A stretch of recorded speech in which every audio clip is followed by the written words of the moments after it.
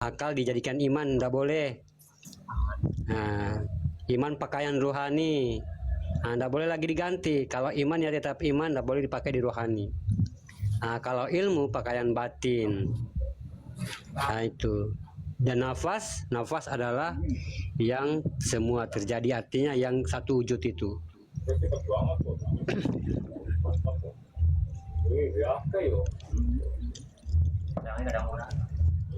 Dan tadi tutup nakal betul dia. Yang menjadi satu tolak ukur bagi kita.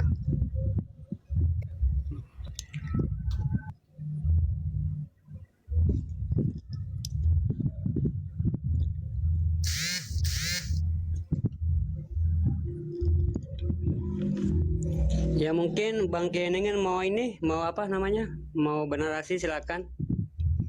Samina wa ta'na, Guru. Oh, Masya Allah ya. Iya.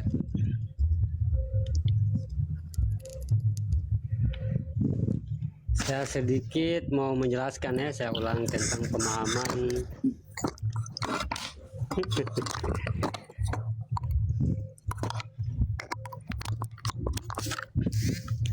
Bang Keningan istrinya di mana Bang Keningan?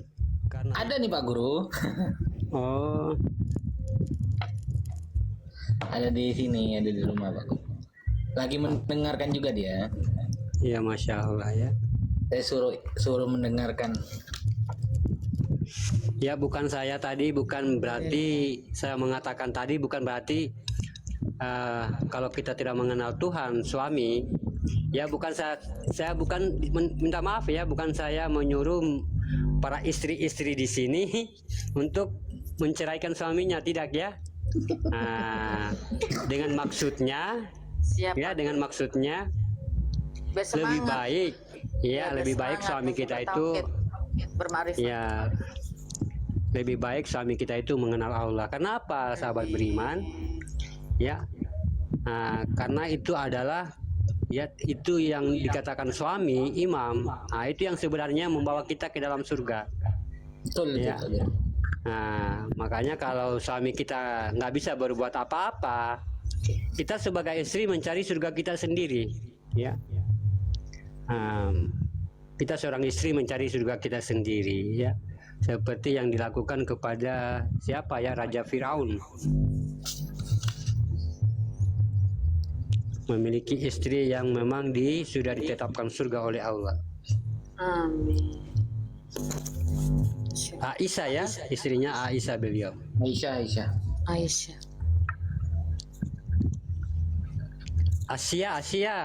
Asia. Betul Asia. Pak Guru selalu betul. Nah, jadi ini saya sedikit ulangi sahabat beriman. Hadiah. Aisyah. Ya. Guru nulisnya. Ya tentang wali ya, tentang wali. Hakikatnya wali Allah itu untuk apa, sahabat beriman? Hakikatnya wali ini untuk apa Allah jadikan dengan kodat ya, waliul wujud. Apa makna dan maksud Allah menjadikan utusan ya terhadap kodat kewalian yang dia tunjuk dari salah sekian orang? Mungkin tidak suatu hal yang kita artinya menyatakan kalau kita mendengar ada kata-kata wali Allah ya. Tapi tahukah kita apa itu wali Allah dan apa maksudnya Allah jadikan ada umat yang dipilih berkodat wali Allah? Ya, saya akan sampaikan kepada sahabat di sini ya. Dari 76 kodat ya batin kewalian yang dimiliki Allah, tetapi Allah turunkan hanya 3 golongan kewalian ya, tapi Allah turunkan hanya 3 golongan. Nah, yang diturunkan ke 3 makom, itu yang wajib harus kita ketahui. Kenapa sih harus wajib kita ketahui? Ya, Ya, kita akan lihat satu demi satu ya dari yang wujud ya. Kita ketahui tentang wali Allah. Pertama, Allah turunkan kodrat walinya dari sebanyak itu sahabat beriman, sebanyak orang itu ada orang yang diantara orang yang bukan orang. Nah, itu wali itu. Ya. Nah, ada orang diantara orang yang bukan orang. Nah, dia wali. Nah, itu yang disebut dengan wali Allah. Nah, ini pada makom yaumidin, artinya makom agama. Nah, gitu ya. Contohnya kalau kita lagi memasuki kampung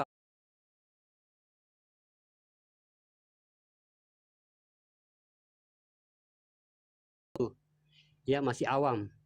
Dia berarti sudah masuk dalam kategori wali. Ya. Nah, dia sudah masuk dalam kategori wali.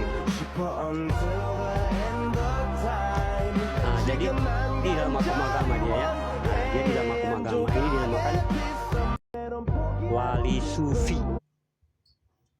Nah, itu di makom agama. Nanti apa wali sahabat beriman sufinya ini? Apa wali sufinya akan kita terangkan. Yang kedua harus kita pahami lagi ada makom tempat Allah menurunkan wali. Dinamakan wali walamiah. Ya, wali walamiah. Wali malahmiah ini adalah wali marifat, ya marifat. Dia wali marifatullah. Nah, itu bagi orang-orang yang berkodrat marifatullah. Nah, itu juga harus dipahami ya. Nah, jadi kodrat-kodrat kewalian ini yang kita ingin tahu dulu. Kenapa Allah jadikan wali? Ya. Wali Allah itu diturunkan dalam rangka wajahatu wajihiyah. Ya. Nah, jadi kalau orang ingin mendirikan kewalian Allah, ya itu kodrat wajahatu wajihiyah. Apa itu wajahatu wajihiyah? Ya. Nah, tadi maaf ada yang tak tersebut ya. Yang ketiga wali majnun. Majnun. Ya, wali majnun. Yaitu wali yang diturunkan ke tengah-tengah pandangan manusia.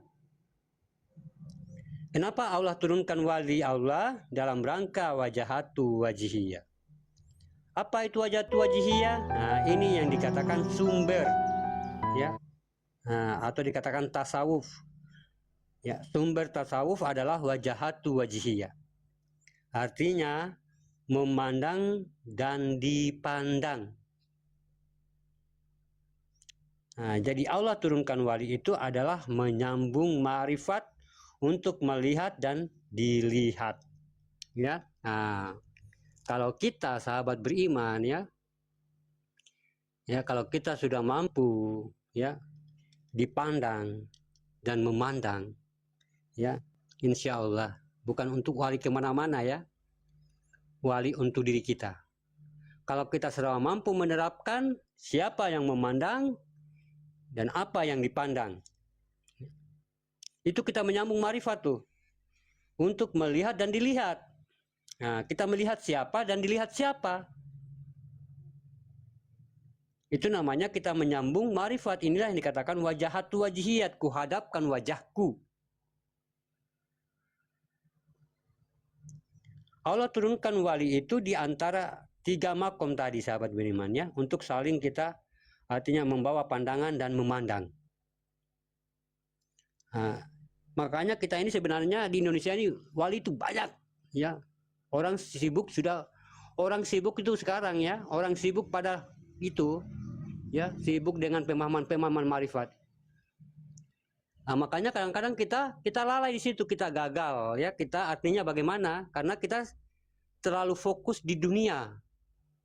Padahal orang sudah berebut-rebutan untuk kembali kepada Allah, sedangkan kita masih terlena dalam dunia. Ya, terlena dengan kerjaan, terlena pokoknya kita ya nggak apa-apa ya, terlena dengan kerjaan, tapi jangan kita lupa ya. Jangan kita lupa dengan bekal kita untuk kembali. Ya. Di Indonesia ini sudah banyak sahabat beriman, banyak sekali, luar biasa. Ya. Banyak Tapi sesuatu yang begitu kan tidak mungkin mereka mengatakan begini saya wali begini, enggak. Yang saya hanya beritahu, kalau kita sudah mampu siapa yang memandang dan siapa yang dipandang, itu sudah wali untuk diri kita. Nah, itu namanya kita menyambung marifat. Makanya itulah sahabat beriman, kelalaian kita di situ. Ya. Kita hanya gulir-gulir, scroll-scroll HP, ya. Nah, kita hanya cari-cari yang bagus-bagus tuh. Ilmu pemahaman kayak gini kita skip aja. Padahal orang sudah berebutan. Ya. Kita hanya pikir itu, masih banyak kok orang yang berdosa, masa saya cuma sendirian doang. Pas tahu-taunya kita dijerumuskan ke api neraka, tinggal sendiri. Yang lain itu pada kemana? Yang lain kemarin pada sibuk kembali kepada Allah, tapi tidak kelihatan, seakan-akan kamu melihat mereka juga sibuk dengan dunia.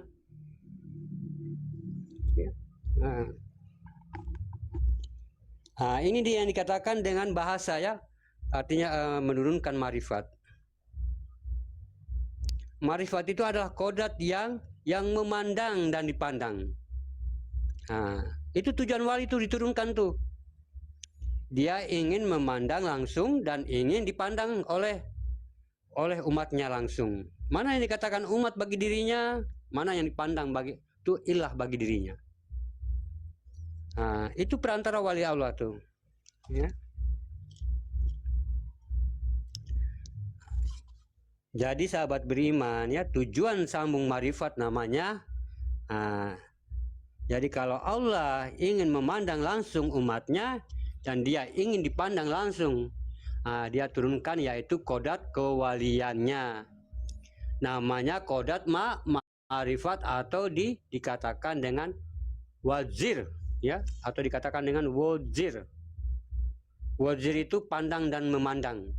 Ya, di antara perjalanan pandang memandang ini dia turunkan dari 3 tempat. Pertama dikatakan wali sufi. Ya. Wali sufi diturunkan di dalam agama, ya, yang orang tidak tahu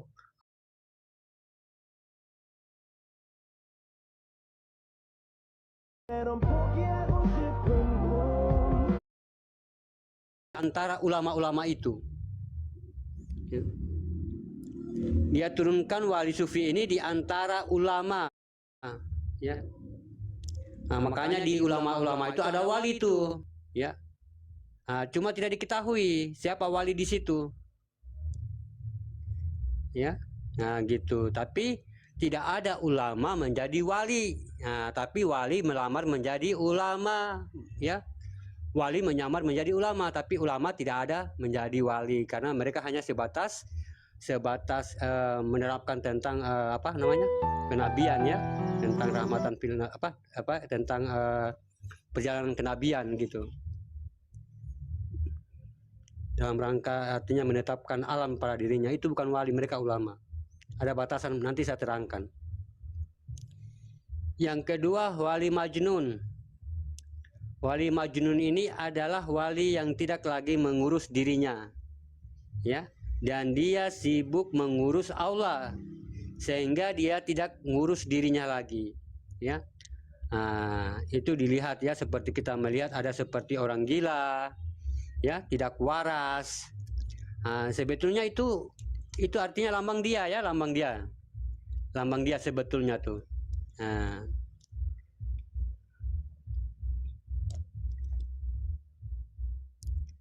Nah, dia saking mahabbahnya kepada Allah, dia tidak lagi urus dirinya.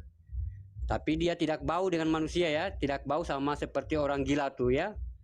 Dia wali yang kayak gini dia tidak bau badannya sama orang gila yang benaran.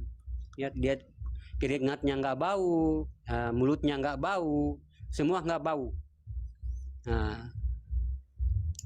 makanya sahabat beriman, kalau badan kita tidak bau, mulut kita tidak bau, itu harus kita menjaga adab kita dalam membuang air kecil, ya, adab kita untuk mandi, adab kita membuat kita buang air besar, itu harus kita miliki adab. Nah, itu dia kan dia artinya kita mensucikan, itu kan alam ya, yang apa yang kita buang air kecil itu kan pada alam, berarti kepada diri kita sendiri. Semakin tidak terjaga adabnya, semakin berbau badan kita ya. Nah, tapi kalau semakin kita menjaga adab kita untuk berbuang air kecil, buang air kecil, buang air besar, mandi, nah, itu semakin berkurang bau badan kita ya. Nah, karena yang kita kotori itu kan diri kita sendiri, itu alam tuh kan yang nyata ini kan diri kita tuh ya. Apapun yang kamu lihat di luar itu semua dirimu ya, saya katakan lagi. Makanya kalau kita sudah paham begitu, nanti alam semesta ini tunduk kepada diri kita gitu. Yang penting kamu sudah paham yang di luar itu adalah semua datang dari dirimu. Nah, makanya harus kita butuh dengan hablum minal alam ya. Lagi kita nginjak tanah, mau keluar rumah, butuh adab semua ya. Apalagi kita dalam buang air besar atau di kali ya. Nah, itu yang paling tidak perbolehkan ya, buang-buang air di kali itu ya. Atau dia sungainya lagi dia ini ya, nggak mengalir, kan semua itu air apapun bentuknya itu hidup ya, hidup dia. Nah, itu sebagian dari diri kita. Mana yang dikatakan sifat air bagi diri kita? Sifat air di alam itu adalah air yang mengalir. Kalau sifat bagi diri kita yang air itu yang menyembah ya. Itu dikatakan sifat ta, huruf ta ya, hijaiyahnya itu titik 2. Itu sifat air bagi diri kita, sifat yang menyembah. Makanya kita itu ada ibadahnya, ada sholatnya, ada puasanya. Itu sifat air tuh ya, sifat sujud ya. Jadi dia tidak berbau badannya ya, karena dia sibuk dengan Allah di dalam kolbinya ya. Karena puncak kesetiaan itu adalah mahabbah. Mahabbah ini melebihi dari segalanya. Yang ketiga disebut dengan wali malamiah ya. Wali malamiah ini wali yang bersembunyi ya dari tampilannya ya. Dia selalu bersembunyi dari tampilannya ya. Kadang-kadang pokoknya biasa aja, dia tidak memakai jubah, tidak memakai kopiah, biasa aja dia mengikuti era zaman ya. Dia selalu menyembunyikan penampilannya, tidak mau dilihat ya. Wajahnya pun mereka tidak mau ingin dilihat. Dia dikenal dengan wali marifat ya. Apa wali marifat ya? Di dalam hati halusnya itu Allah ya. Allah sudah mulai bersemayam sehingga dia tidak mau menyempurnakan penampilannya ya. Karena apa? Hanya Allah yang maha sempurna ya. Biasanya artinya dia cuma memperlihatkan biasa begitu ya. Karena apa? Hanyalah Allah yang sempurna di situ. Makanya dia tidak bisa menyempurnakan dirinya di depan Allah ya. Penampilannya ya, dia tidak mau ya, artinya menampilkan suatu sifat ya, orang curiga dia wali ya. Dia harus menampilkan penampilan tidak sempurna ya, biasa aja gitu ya. Kenapa? Karena dia menyimpan maha sempurna ya, dan dia tidak boleh lagi sempurna di depan maha sempurna itu.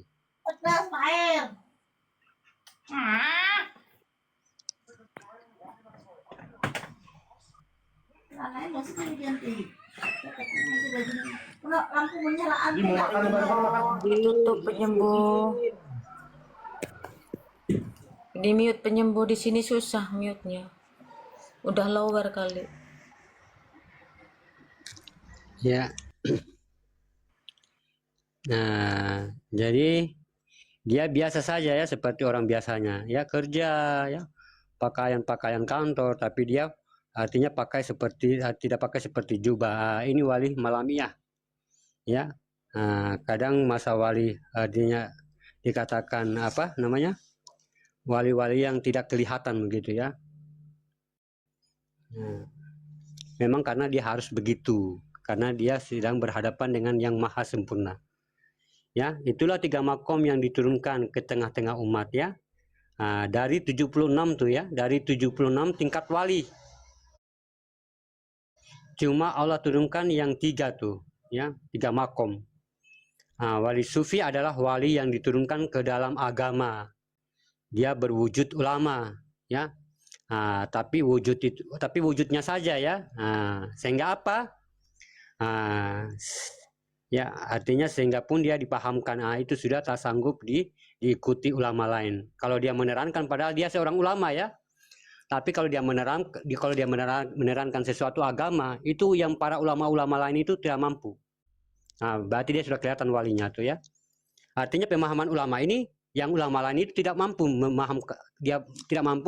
memahami apa yang diterangkan ulama ini. Gitu. Ya, kelebihannya sudah melewati dari ulama. Ya.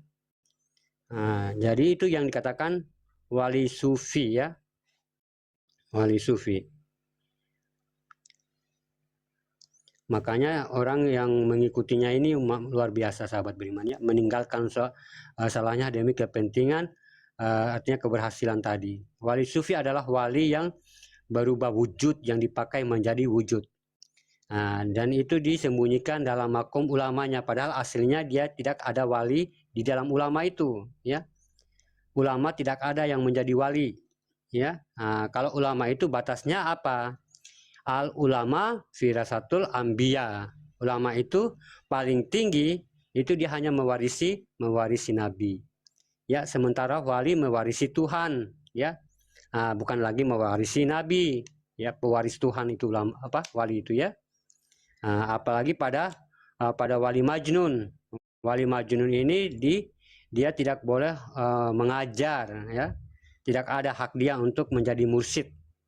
Ya, yang boleh menjadi mursyid itu wali sufi dengan wali malamiah ya. Yang kedua itu majnun. Majnun ini dia memperlihatkan seperti itu karena dia sudah sibuk berurusan dengan Allah. Apa urusannya? Dia menjadi mata pandangan Allah di situ. Tapi kalau umpamanya wali majnun ini kita ketemu dengan artinya wali majnun ini ketemu dengan orang lain ya, lalu dia mampu memahamkan, ini wali majnun terbuka kewaliannya. Kalau ada yang mampu mengimbangi ya, kalau ada yang mampu mengimbangi dia, kelihatan dia walinya, kelihatan ya. Kalau macam coba tanya ini, nanti dia jawab, itu kelihatan ya, dia menampakkan keaslian dirinya. Ini dia ya di tengah-tengah umat. Tapi kalau ada orang yang bertanya dan mampu dia artinya mengimbangi, nanti begitupun juga wali sufi ya, wali malamiah, wali majnun itu kalau ada yang mampu mengimbanginya, dia kelihatan walinya ya. Makanya yang mengetahui wali itu bukan orang-orang sembarang ya. Kalau kita hanya sebatas pemahaman biasa, itu kita tidak mampu bahwa itu wali, kita cuma bilang itu orang gila tuh ya. Tapi kalau orang yang mampu melihatnya, dia mengimbangi dengan bahasa tadi itu, bahasa rohani ya, bahasa ini, dan wali itu dia menjawab, udah tahu dia. Tapi kalau sebatas kita hanya artinya ilmu-ilmu dalam agama, itu tidak mampu kita, tidak bisa kita mau melihat kewaliannya ya, karena memang ya, karena kita tidak mampu mengimbanginya.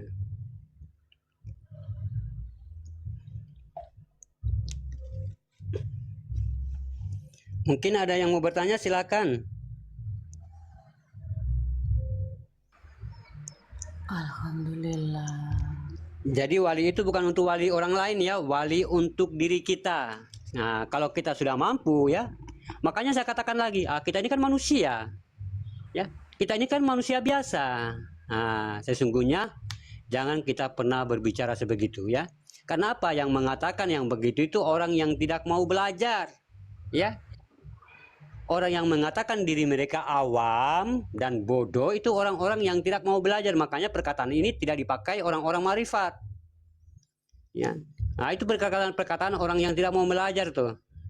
Padahal di dalam Al-Quran, padahal Allah sudah katakan ya, ataupun di hadis itu, sesungguhnya umat Islam itu diwajibkan untuk mencari ilmu ya, harus belajar. Kenapa? Tidak ada yang bisa membuka pintu surga selain ilmu, dan tidak ada yang bisa mampu memadamkan api neraka selain ilmu. Lalu siapa ilmu itu? Ilmu itu kan Allah ya, al-ilmi. Makanya kalau faham ini sudah hidup di dalam diri kita, itu dikatakan ilmu. Ya. Kalau faham yang disampaikan itu faham itu kan itu faham.